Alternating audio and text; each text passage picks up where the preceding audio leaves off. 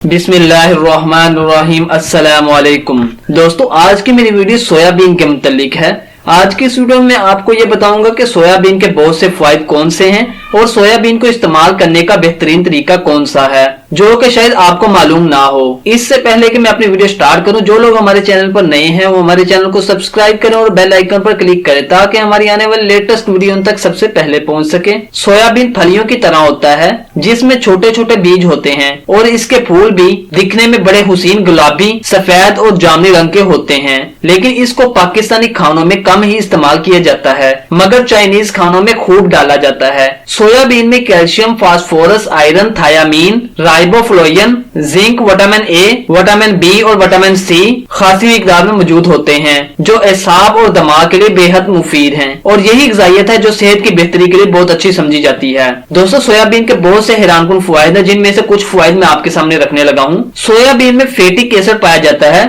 जो खून की नालियों, जोड़ों और जिस्म के दूसरे हिस्सों में जमा हो जाने वाले इजाफी मिनरल्स के इखराज का जरिया बनता है। सोयाबीन के बीज बुखार, सरदर्द, बेख्वाबी और सांस में रुकावट को खत्म करने के लिए इस्तेमाल किए जाते हैं। कब्ज और आंतों की बीमारियों में मुब्तला अफराद सोयाबीन को रोजाना के खानों में इस्तेमाल करें क्योंकि ये न सिर्फ आंतों को खराब होने से रोकता है बल्कि पेट में मौजूद फाजल मादों के इखराज का जरिया बनता है। कार्बोहाइड्रेट की मखसूस मिकदार सोयाबीन को शुगर के खिलाफ एक मजबूत दवा के तौर पर काम करने में मदद देता है। इसमें मौजूद ओमेगा 3 फैटी एसिड्स अनीमिया और खून की दीगर बीमारियों से बचाने में मदद देते हैं, इसलिए जो लोग इसका इस्तेमाल करते हैं वो खून की कमी का शिकार नहीं हो सकते।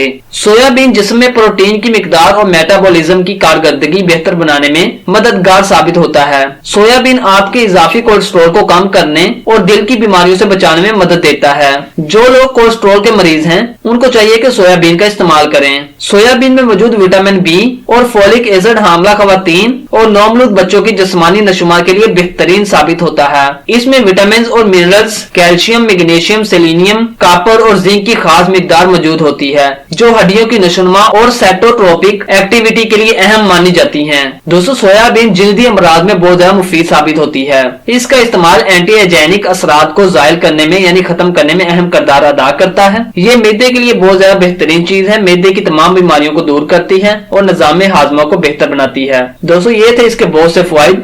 अब मैं आपको बताऊंगा कि इसको इस्तेमाल करने का सही तरीका क्या है। इसका आटा बनाकर भी इस्तेमाल किया जाता है जिसकी बनी रोटी बहुत जायकादार और ग़िज़ाइयत से भरपूर होती है। सोयाबीन को दूध बनाकर भी इस्तेमाल किया जाता है जो कि हड्डियों के आर्जे में यानी हड्डियों की बीमारियों में सबसे ज्यादा इस्तेमाल किया जाता है। इसी तरह सोयाबीन को दही बनाकर भी खाया जाता है जो कि पेट के अमराज में दवाई का काम करती है। सोयाबीन मक्खन बनाना जरा मुश्किल काम है लेकिन इसका नाश्ते में इस्तेमाल कार्बोहाइड्रेट की वाफर मिकदार जिस्म को फराहम करता है। खाने में सालन के तौर पर इसको पकाकर भी इस्तेमाल किया जाता है। दोस्तों, इसको इस्तेमाल करने का सबसे आसान तरीका यह है कि इसका पाउडर बना लिया जाए और उसको किसी शीशे के जार में महफूज कर लिया जाए और जरूरत के वक्त एक छोटा चम्मच नीम का दूध के साथ इस्तेमाल किया जाए ताकि कोलेस्ट्रॉल और ज़ियाबतीस के मर्ज में कंट्रोल किया जा सके और इन तमाम बीमारियों से बचा जा सके। दोस्तों, ये थे इसके चंद इस्तेमाल। उम्मीद करता हूँ कि आपको वीडियो बहुत ज्यादा पसंद आई होगी। अल्लाह हाफिज, मिलते हैं एक नई वीडियो में।